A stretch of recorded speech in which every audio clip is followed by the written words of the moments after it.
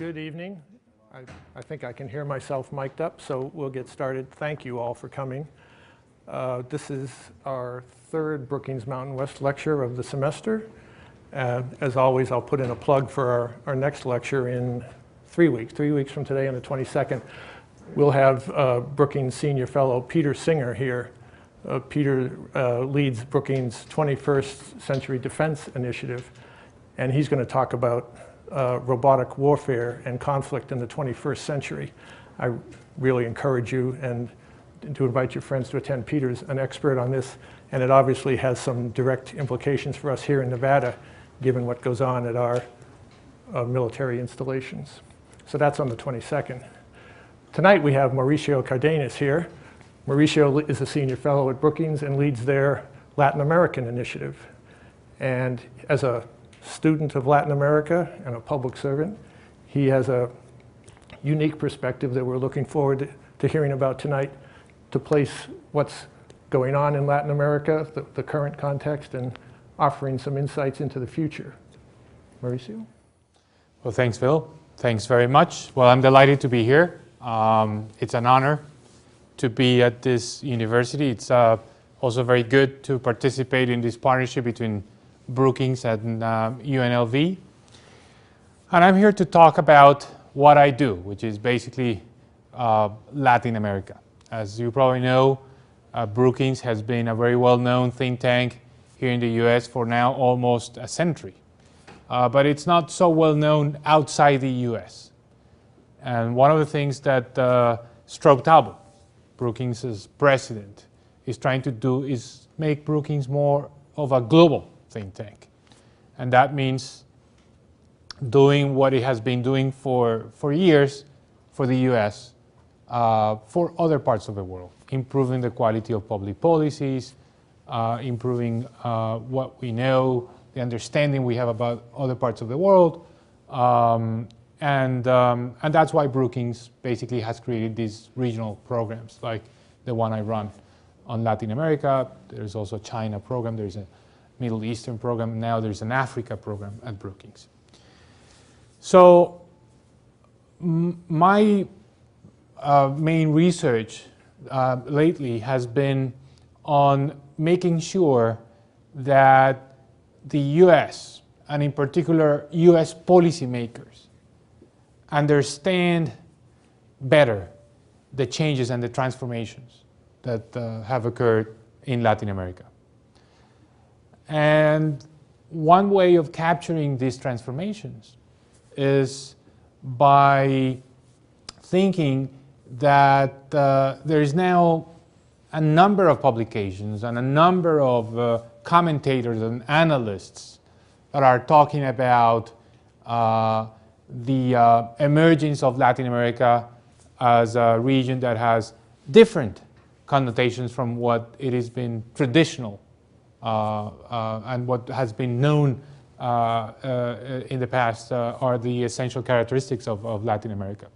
The Economist magazine captured this very well last year in an issue that had in its front cover a map of Latin America, or a map of the Americas turned upside down, saying something like no longer or nobody's backyard.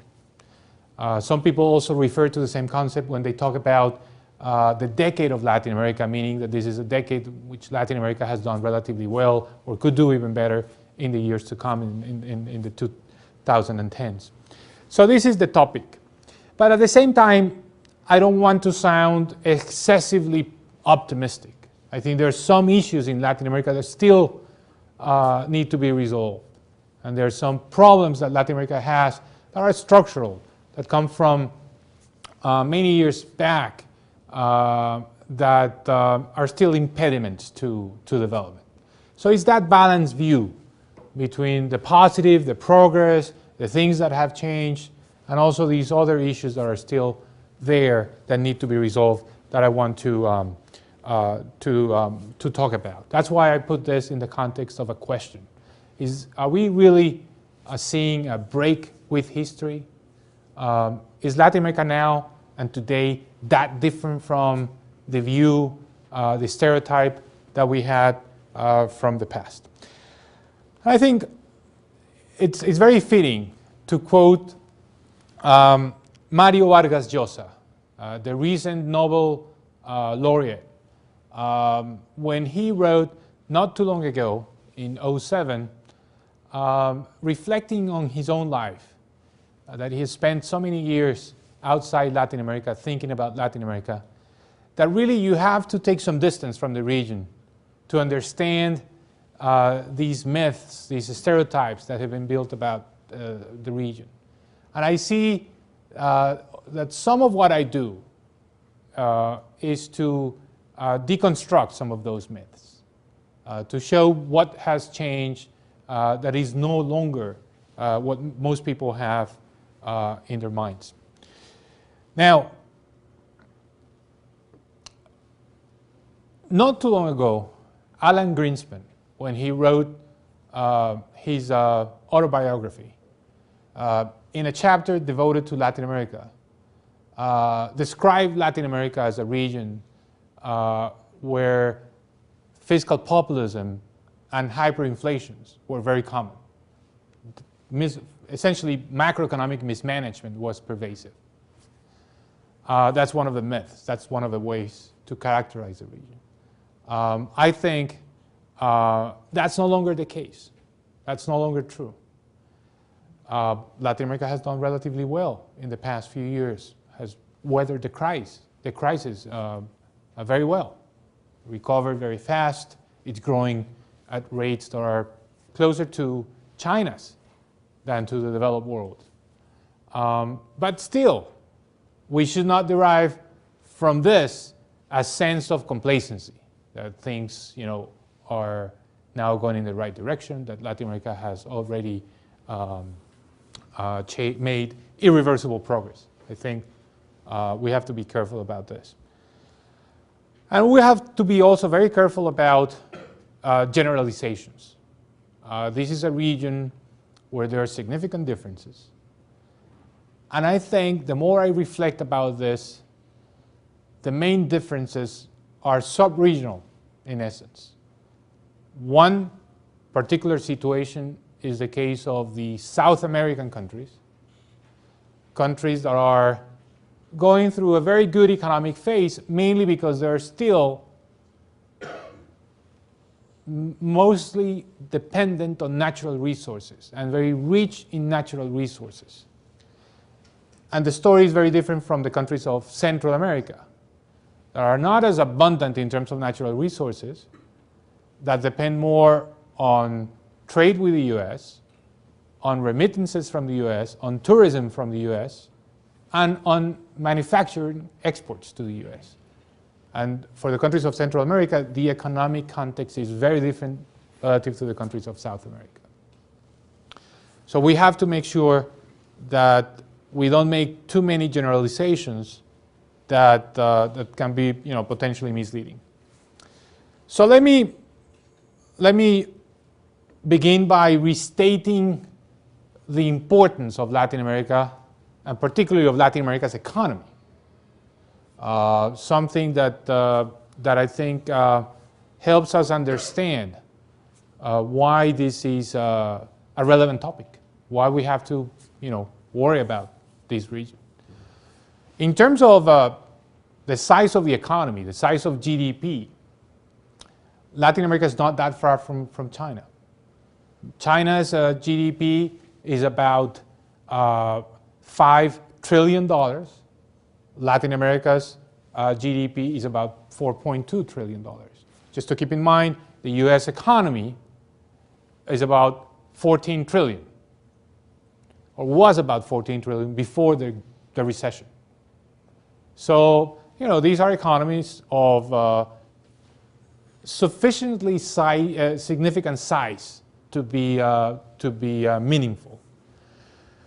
Latin America's population is less than half of China's population. I mean, China is 1.3 billion.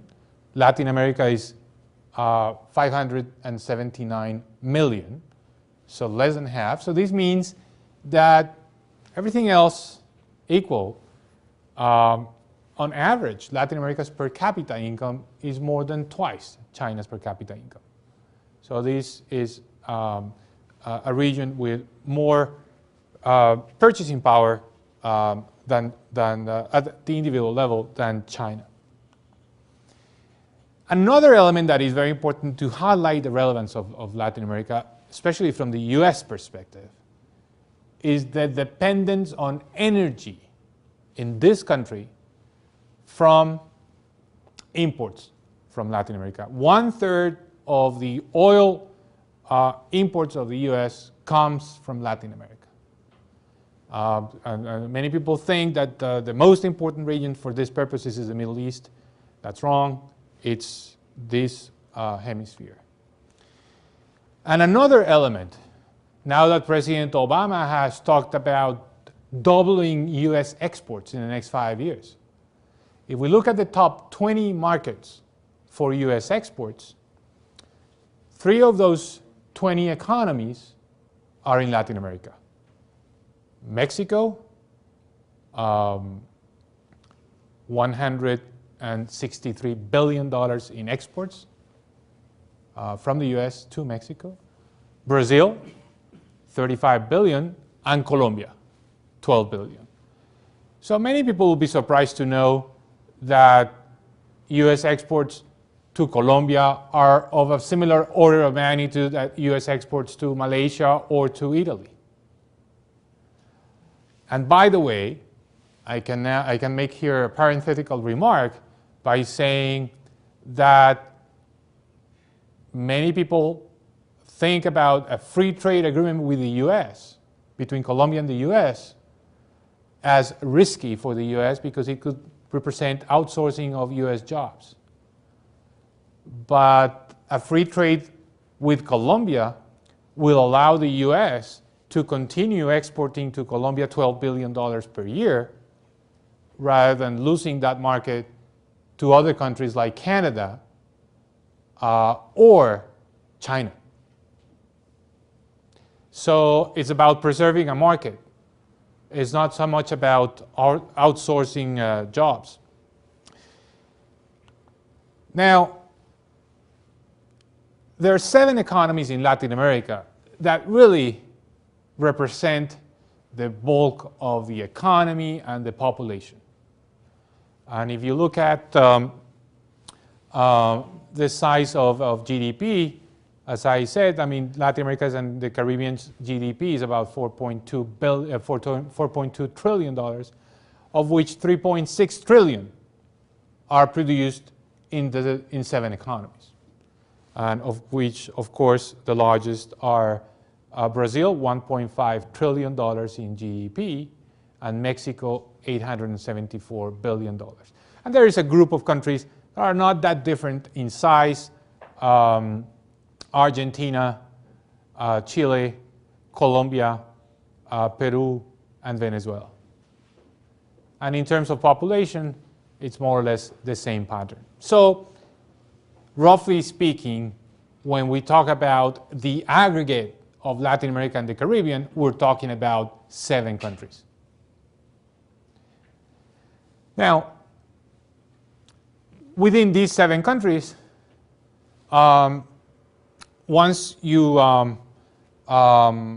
separate Brazil and Mexico, you have 5 economies of similar size and other similarities, especially because they have similar per capita incomes, they have similar issues, say income distribution, they have similar economic structures, dependence on commodities, et cetera, et cetera. So it's not such a heterogeneous group of countries, really.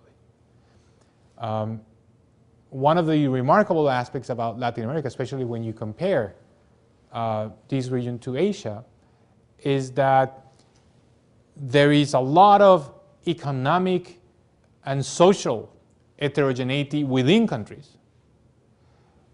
But when you compare countries, countries are relatively similar in terms of their per capita income. If you compare, say, the richest and the poorest country in Latin America, the difference is 5-to-1 in per capita incomes. If you do that in Asia, it's about 30-to-1. But then on the other hand, within countries in Asia, there is much more equality than in Latin America. Countries in Latin America tend to be much more unequal internally than in Asia. Now, one of the reasons we talk about this being Latin America's decade, or we talk more about opportunity in Latin America rather than problems in Latin America, is that Latin America has been doing relatively well in terms of economic growth, at least when you compare it to the industrial economies. Latin America is growing, or has been growing, say, for the good part of the last 10 years at a rate which is close to 5% per year. And of course, in the industrial countries, growth rates have been much more lower. So this is why the region is getting an increasing amount of attention.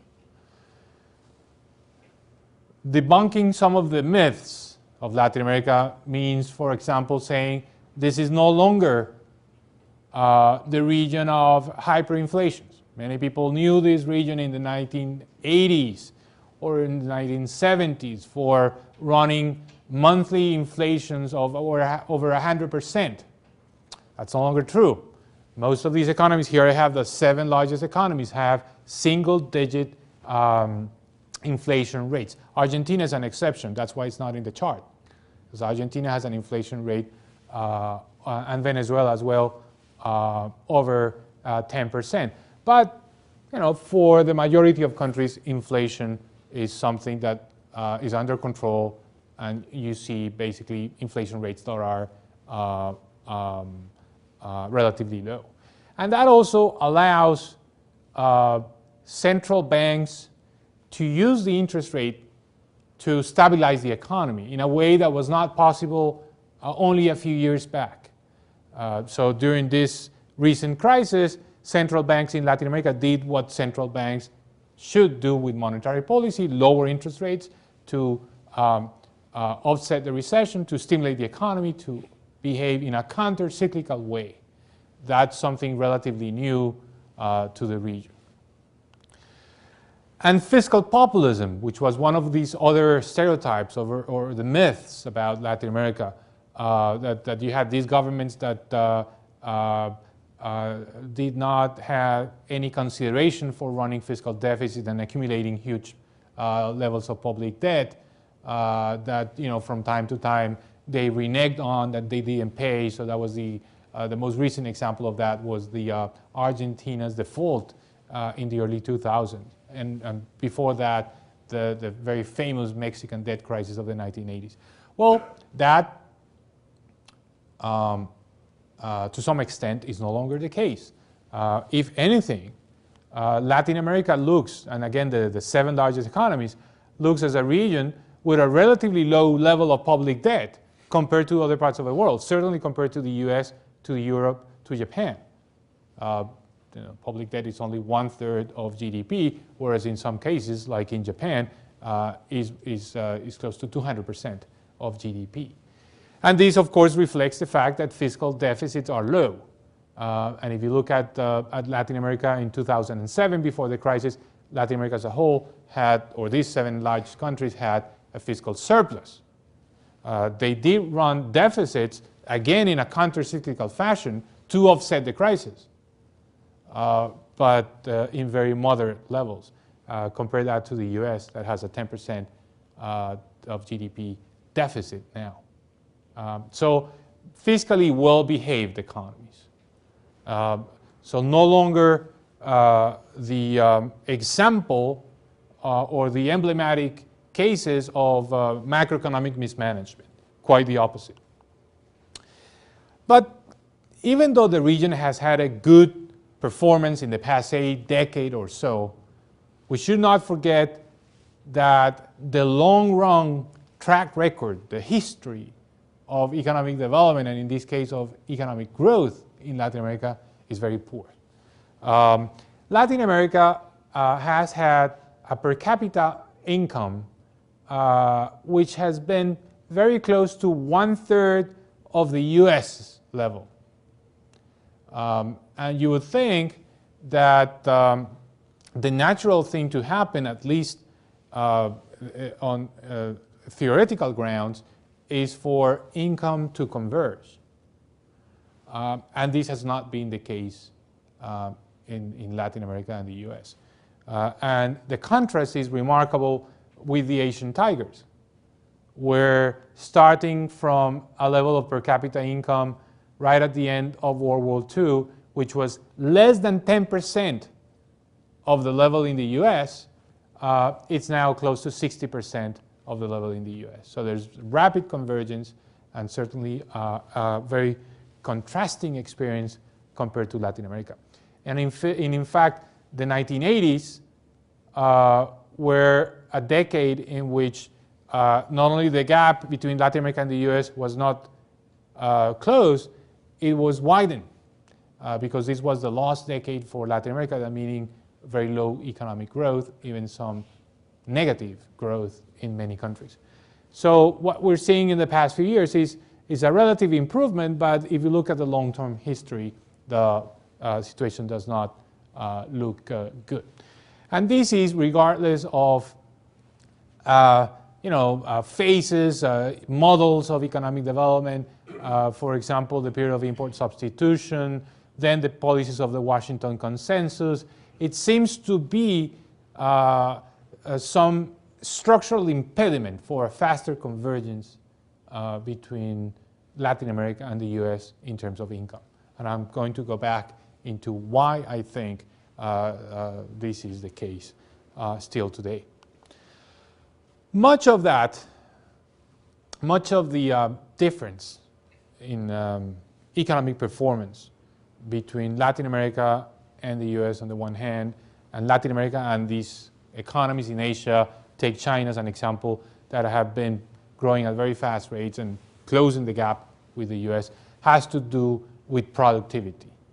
There is, of course, the explanation based on the fact that there is not enough investment or accumulation of human capital, but to a large extent, the factor that explains why growth in Latin America has not been able to close that gap with the US has to do with total factor productivity. That means the efficiency of production. That means how much you can extract in terms of output to the factors of production. It's not so much about accumulating factors of production, it's about the efficiency that you get when you put those factors of production in motion. And this is the big contrast with China. Much of the success of China has to do with productivity. Some people argue, and I tend to agree with that school of thought, that perhaps one of the reasons why Latin America has not been able to increase its level of productivity is that it's still too dependent on commodities. If you look at the export basket of the 7 largest economies of the region, about 50% of the exports are still natural resources, or products that are based on natural resources, commodities, oil, copper, soybeans from Argentina, coal, etc. And this is essentially the main characteristic of the economic structure in these economies. One way of describing this is by looking at these different dimensions. For example, just think of commodity exports as a share of GDP is about 16% of the economy of these countries in Latin America and the Caribbean. Or if you think about the primary sector as a share of GDP, 16% in Latin America and the Caribbean.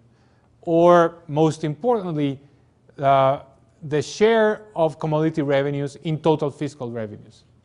What governments get in terms of fiscal revenues from these commodities is 24% of the entire revenues of the public sector. So that means that this is a serious and multi-dimensional dependence on commodities.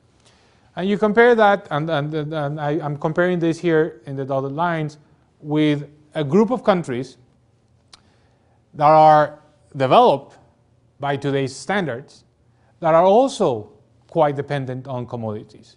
Countries like Australia, New Zealand, Canada, Norway. Because some people argue that it's possible to achieve development on the grounds of economies that are specialized in the extraction of natural resources.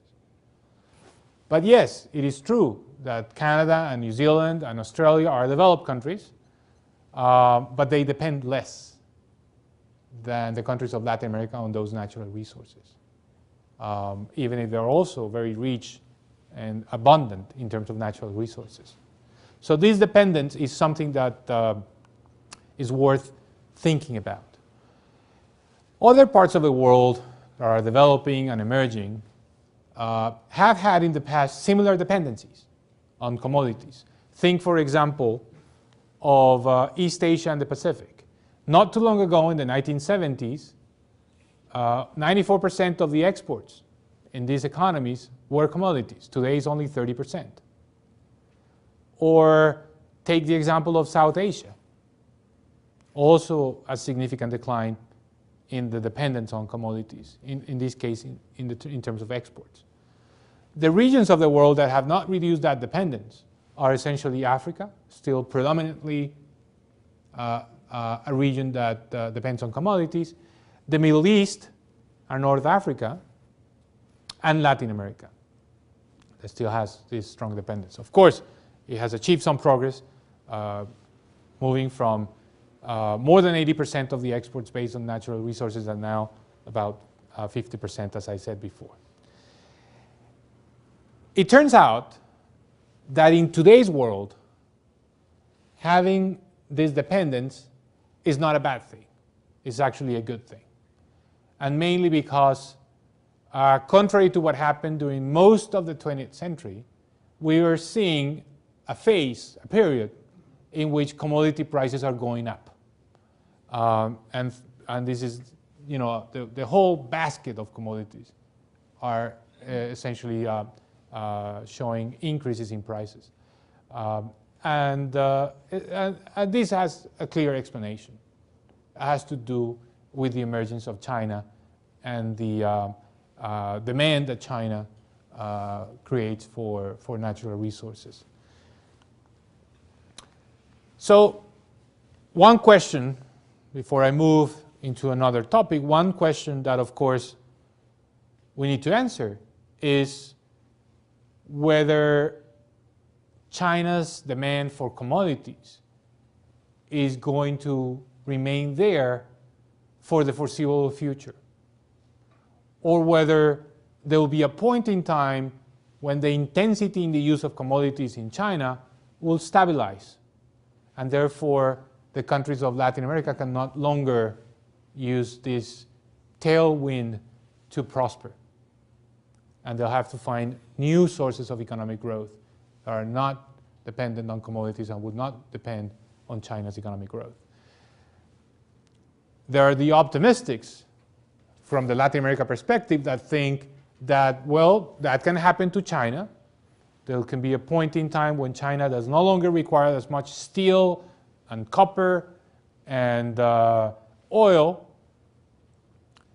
but that then there will be other countries that will take the lead.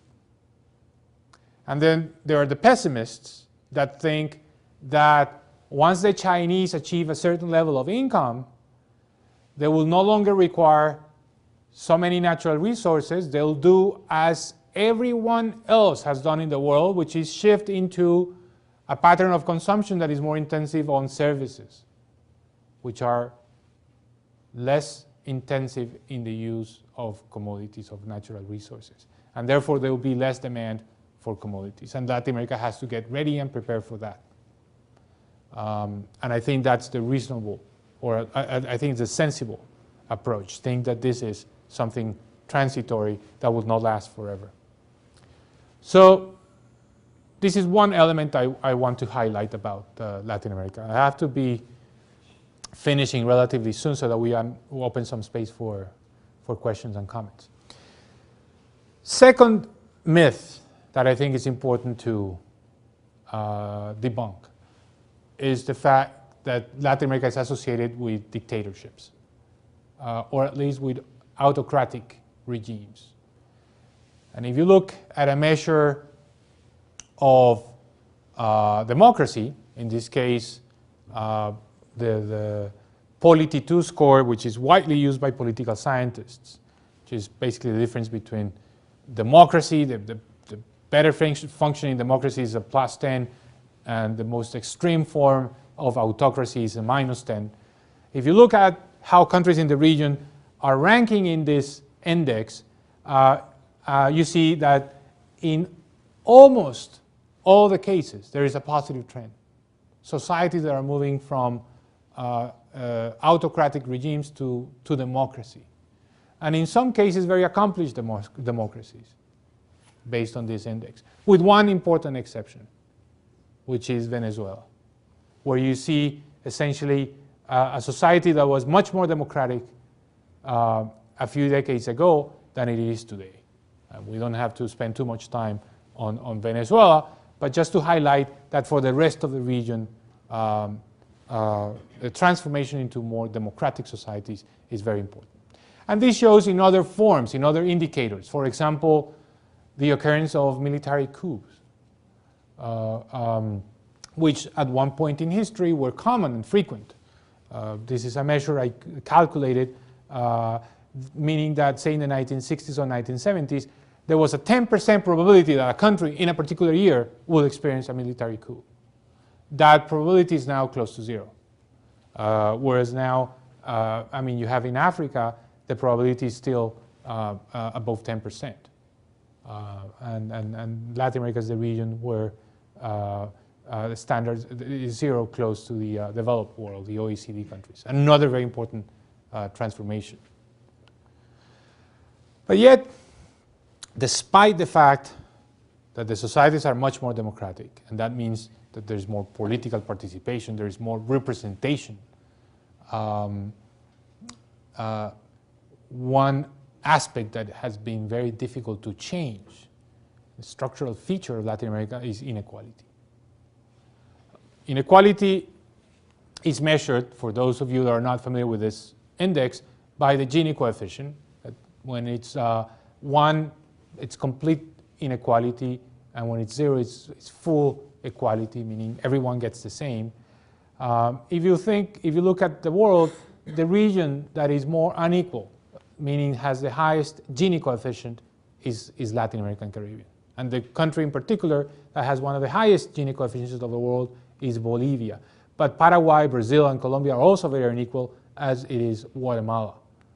But anything above, say, 0.5%, for 0.5 in the Gini coefficient means a significant amount in inequality. And if anything, Latin America is more unequal than Africa or Asia. So this is a very important element, a very important characteristic. Now, the other aspect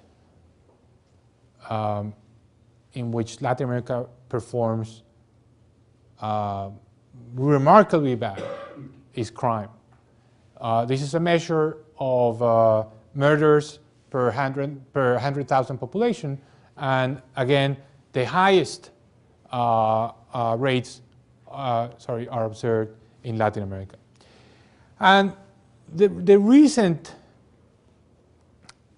evidence and analysis on the origins of crime has highlighted the strong connection, and more than just connection, a causal relationship between inequality, poor economic growth, high levels of poverty, and crime. Actually, once you control for those forces, inequality, poverty, low economic growth, there is no excess criminality in Latin America.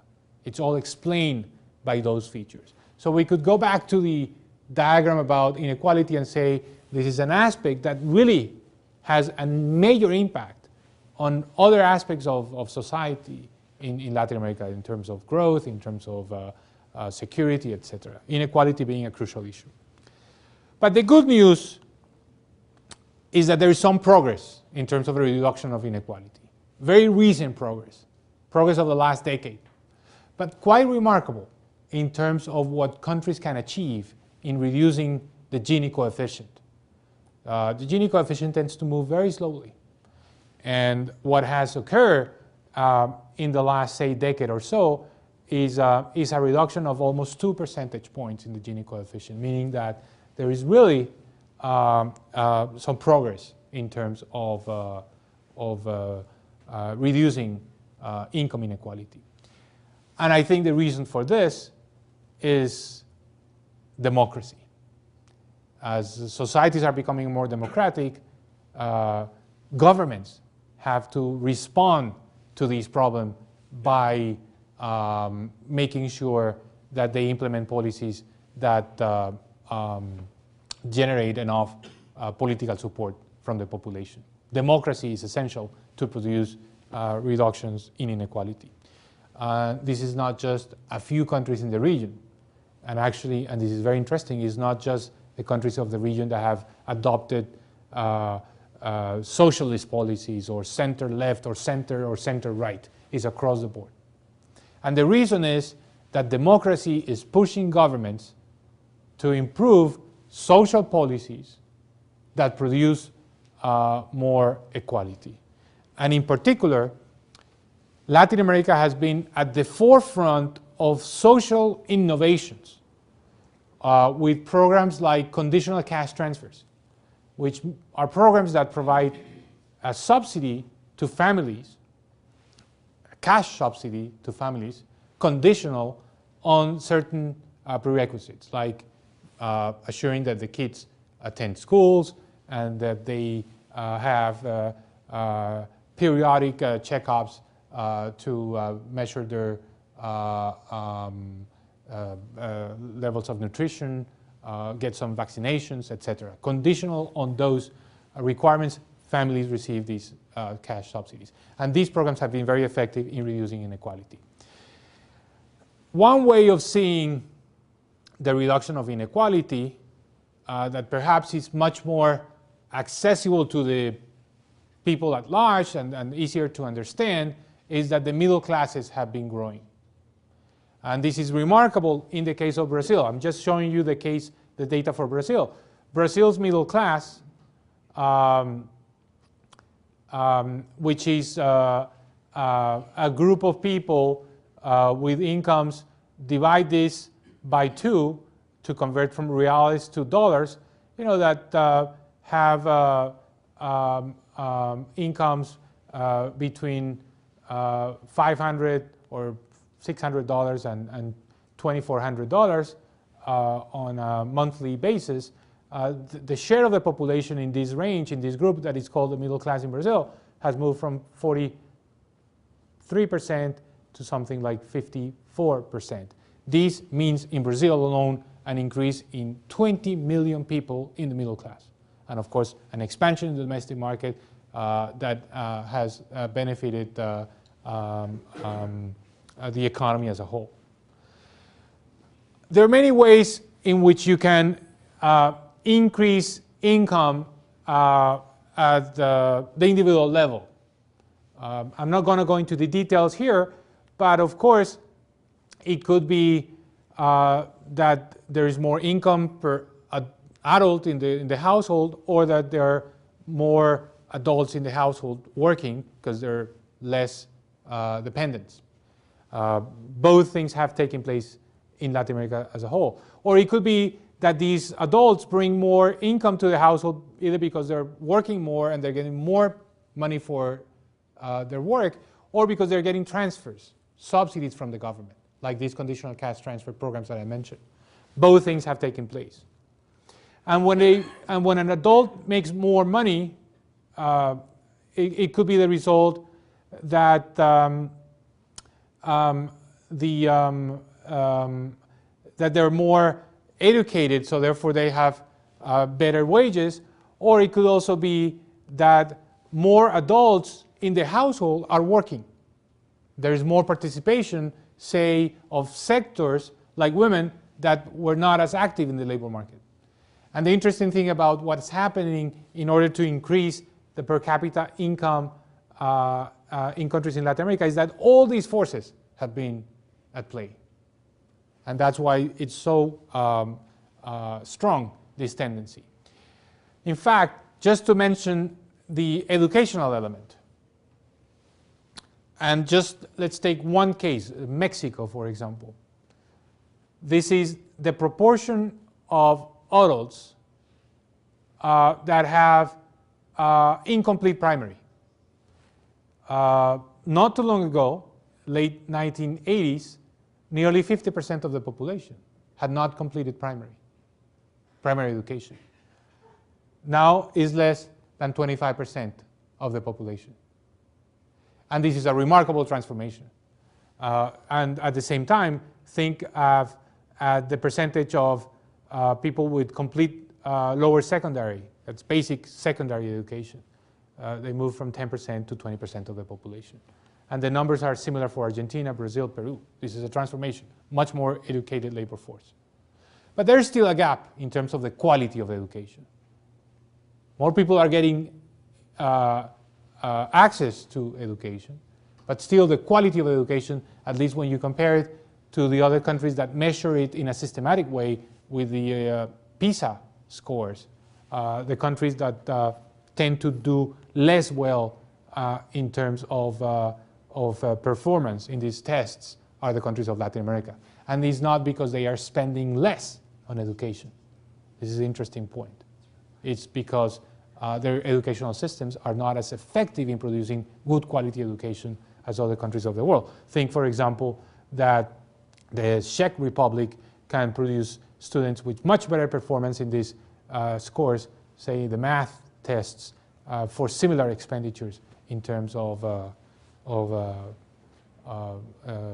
per student. And the other element that we have to highlight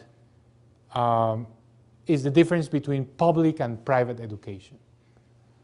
Here, I compare two dimensions in this relationship between public and private education.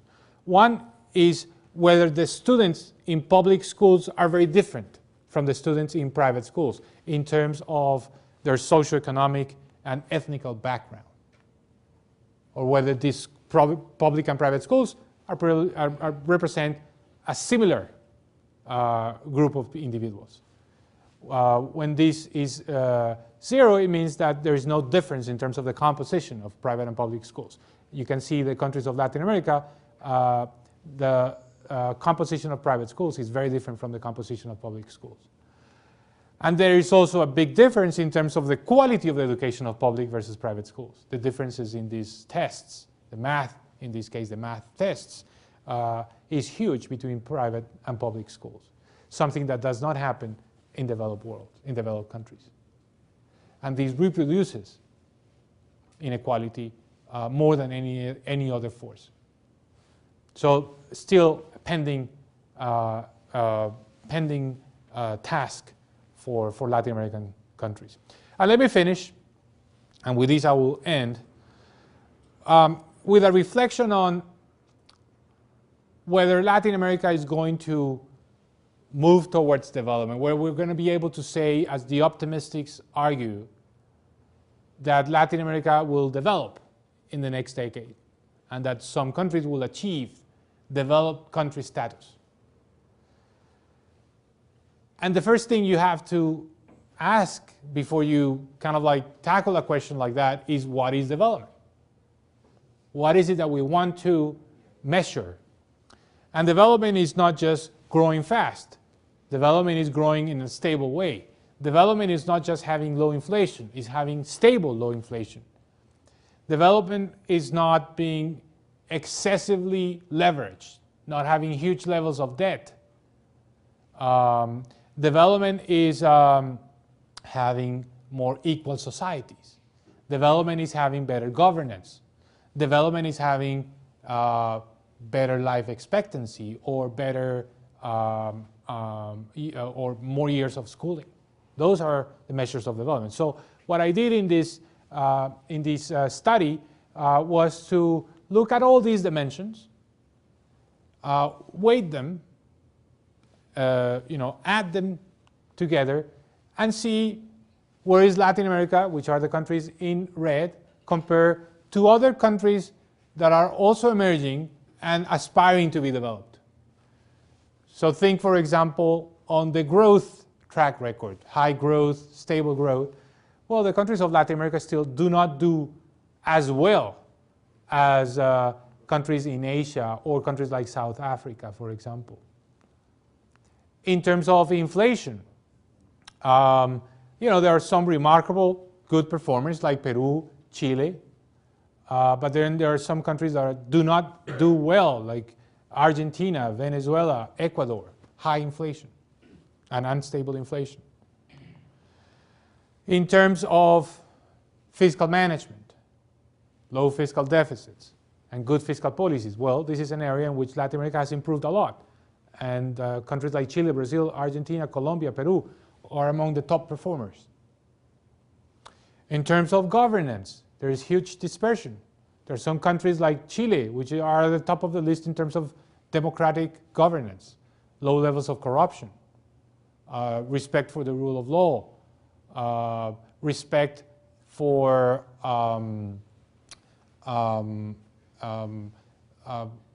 the property rights.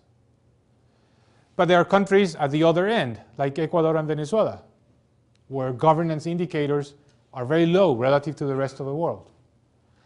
So the evidence is very mixed. When I aggregate all these dimensions and I create just one single measure of development, this is what I get. There are countries that are very high up, that are close to developed, that you can say that in about 10 years will be part of the developed world, like Chile. Brazil is also moving very fast. And compared to, which are the countries that are basically going to achieve development, some of them you can say they're already developed, like Israel or Korea, Singapore and Taiwan. So these countries, are getting there and will get there relatively soon. Malaysia as well. Peru is a very remarkable case because it's not in our minds as a country that has made such a big transformation. But if you look at this evidence, Peru is a country that after going through a dark phase in the 1980s and early 1990s has been moving forward very fast and with tremendous success. And then you have Mexico, Uruguay, Colombia. Countries are also doing relatively well. And then the negative stories of countries that are moving more in the opposite direction, moving backwards. Argentina, Ecuador, and Venezuela. Countries where you cannot say that this will be the decade of the transformation, that this will be the decade that will put them in the developed world. So that's why I mentioned at the very early stages of this presentation that you cannot make generalizations. There are some countries that are advancing very fast, and there are some countries that are moving backward. So I'll finish just by saying that the number one transformation of this region, the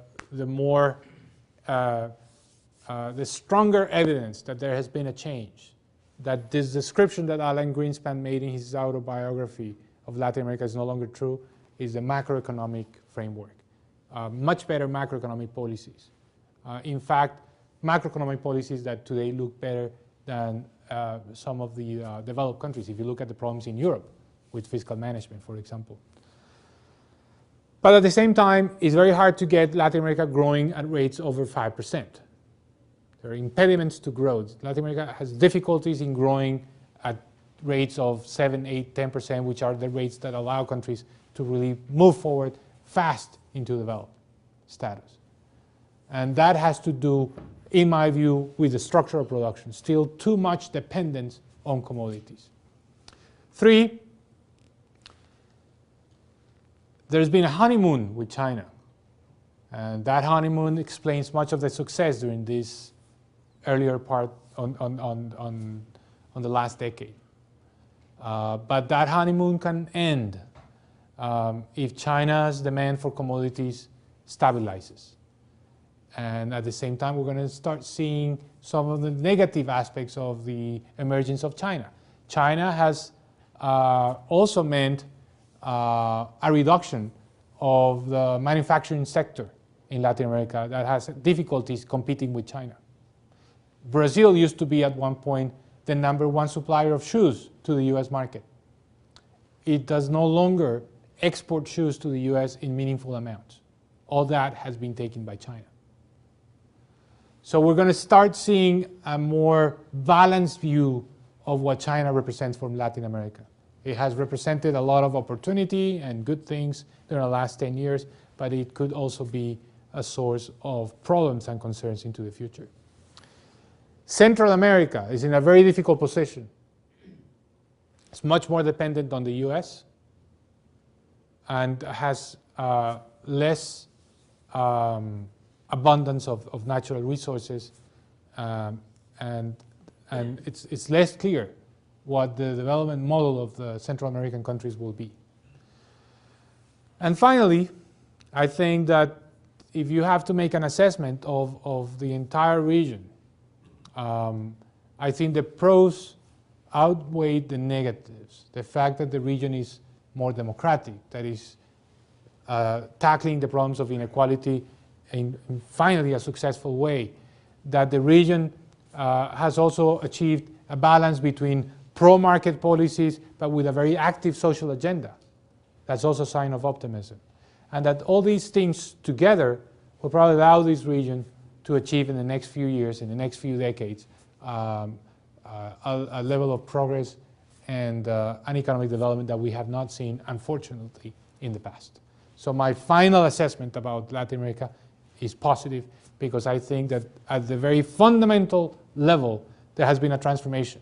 And that transformation is institutional, in essence, is the transformation of societies that are becoming more pluralistic, more open, and more willing to embrace the rules of the game given by democratic governance. And I think that is of the essence for the process of economic development.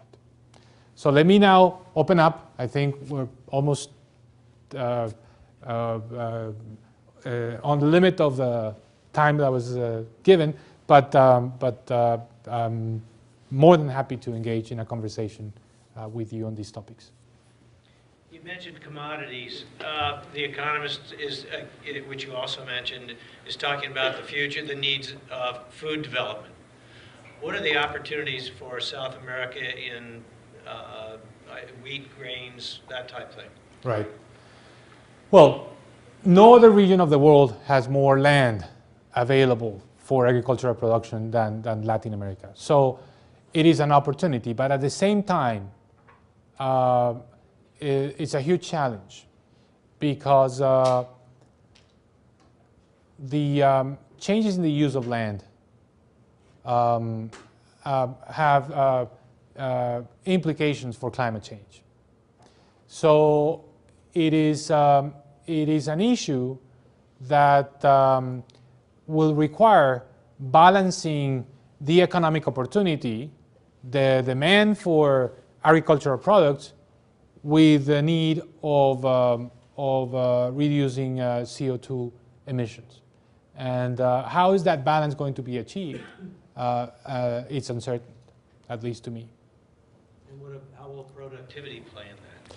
That would be, I mean, ideally, that should be the main driver of the expansion in agricultural production. Now, that of course requires more research, more a new green revolution, especially in the products and the food products are where Latin America can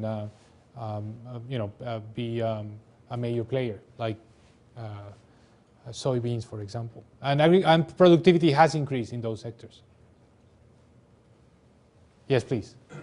But isn't, for example, Argentina, the problem in Argentina is the government policy toward the farmers, toward that they offer very low price. I don't know exactly. Yeah. And then in other countries, it's a problem of land distribution, isn't it? You're referring to the problem in Brazil of burning down Right. rainforests in order to farm. Well, But that's not necessary in Argentina or Chile sure. or If you Ecuador. and one fact that is quite interesting is that the expansion of production in Argentina, despite the fact that there is a tension between the government and the agricultural producers because of taxation, and despite of that, there has been a tremendous increase in production based on productivity in Argentina. So even if producers are attacked by the government, which has been the case, say, in the last 5 or 6 years during the Kirchner administration, the agricultural sector has been able to expand based on productivity. So yeah, it's not always the case of a tension between changes in land use or deforestation. That tension can be solved with productivity. You're right. You had a question. Yeah, one of your slides cited this current decade as one of Washington dissensus. I wonder if you could elaborate on that. Good. Also, the factors that you seem to cite for your development measure seem to conform to the Washington consensus to a great degree. Yes. So could you perhaps contrast that as well? Well, we could talk about the Washington consensus for hours. Here's my thinking about the Washington consensus. If you think about the main problem that this region had back in the 1970s and 1980s, which was essentially macroeconomic mismanagement, the idea of living in countries with hyperinflation, that defaulted on their debts very frequently. The Washington consensus played a role in putting at the top of the public policy agenda the need to improve macroeconomic policies through central bank independence, through more restrained government expenditures, et cetera, et cetera. There were other elements of the Washington consensus that were more contested, like opening up the economy to trade and foreign capital. The Washington consensus has a negative connotation in the region. People don't associate that with good things, mainly because right after the Washington consensus, the region was hit by a very severe crisis in the late 1990s, the aftershock of the Asian crisis. And there was basically a deep economic contraction everywhere in Latin America. And many people said, it's the Washington consensus.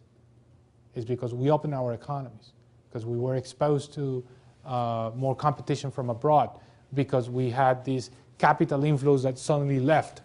So that's when the Washington consensus kind of like got its bad connotation. But now, with the benefit of time, if we look at that, those were policies adopted in the early 1990s. So it's 20 years ago. So we look at that with 2 decades of information. I think we were too harsh on the Washington consensus because there was one aspect of the Washington consensus that was very important. It's a precondition, it's a pillar, which is better macroeconomic policies. But the Washington consensus left this bad taste that the region was not putting at the top of the agenda the social issues, the social tensions, inequality. And that's, I think, the major transformation of this decade, of the early 2000s, when governments like President Lula's government in Brazil, or the socialist government of Chile, Michelle Bachelet, decided to tackle the issue of inequality very directly through policies that aimed at producing benefits to these large groups of the population that had been excluded. So that's what is meant by the Washington dissensus. That's a way of characterizing it. I don't think it's the best possible term, because it was not really reneging on the Washington consensus. It was adding on to the Washington consensus a more social agenda. And I think that's the balance that the region has achieved today. Still has the macroeconomic stability, but has more awareness on the need of delivering redistribution. But to pick up on that point, that seems to be where the greatest risk lies as well. If you were to put yourself in a Las Vegas context and give odds to the creation of opportunity or the development of opportunity, there seems to be a higher risk factor or a higher beta factor. I love this part of the world. I did business in this part of the world. I've taken my family there in the last 2 years, and so I'm really pulling for it. But I think the things that you talk about translate into more risk for this region than in other parts, and it's that inequality, because democracy has opened the door for fixing the inequality, but the pace at which it's being done is slow, which starts to create a risk that democracy is going to be challenged because the pace of change isn't fast enough. That seems to be a destabilizing factor that adds risk to the development here. What's your response to that? Yeah. Democracy can produce different things. Democracy can produce leaders like Lula or Dilma Rousseff in Brazil that say, well, they come from the Workers' Party, they are center-left, and they have adopted, they have embraced macroeconomic stability, a pro-market approach, but at the same time, strong on redistribution. That's one possible outcome of democracy. Democracy also produced Hugo Chavez in Venezuela, and Hugo Chavez has adopted a completely different model, the model of attacking private enterprise, confiscating, expropriating property, has also adopted this active social agenda, same type of programs, subsidies, etc. But also has undermined democratic governance by changing the rules of the game, changing the constitution permanently, reducing, undermining the system of checks and balances, etc., etc. So what I'm trying to say here is that in a region that is so unequal, there are some risks that things go in the wrong direction. But if you look at the majority of countries, democracy has brought more accountability to governments that feel pressure to be responsible on the economic front, but at the same time tackle this issue of inequality in a more effective way than what has happened, say, in the past. So I'm optimistic about that. Of course, changes in inequality are going to be very slow, and there could be reversals. That for sure is going to happen. I've seen some climate change predictions and scenarios that suggest that South America, a lot of the people dependent on water supplies coming from up in the Andes, where the glaciers are melting, are going to have a tough time of it in the future. Now, I don't know how far in the future, but have you some opinion about that? Sure. If you look at the floods, for example, it's just to see the two sides of the coin. There's been, in the past, say, 2 months, we had floods in Brazil, we had floods in Colombia with levels that we hadn't seen in decades. And that, of course, reflects some of the consequences of climate change. Same is happening in terms of the melting of the glaciers. So this is a region that for many years saw itself as part of the solution to the problem of climate change because of essentially because of the forest, the tropical rainforest. But now it's seeing itself more as part of the problem because of the changes in the land use are exacerbating the problems of climate change. And at the same time, some of the consequences of climate change are already are already evident in the region, are very costly. So it's no longer these kind of like romantic view that because of the tropical rainforest, it was part of the solution. It was going to actually tax the rest of the world to be part of the solution. It's now being as a region that needs to make serious commitments in terms of reducing emissions, and that has to do with limiting the changes in the uses of land. So that's one aspect that it's important.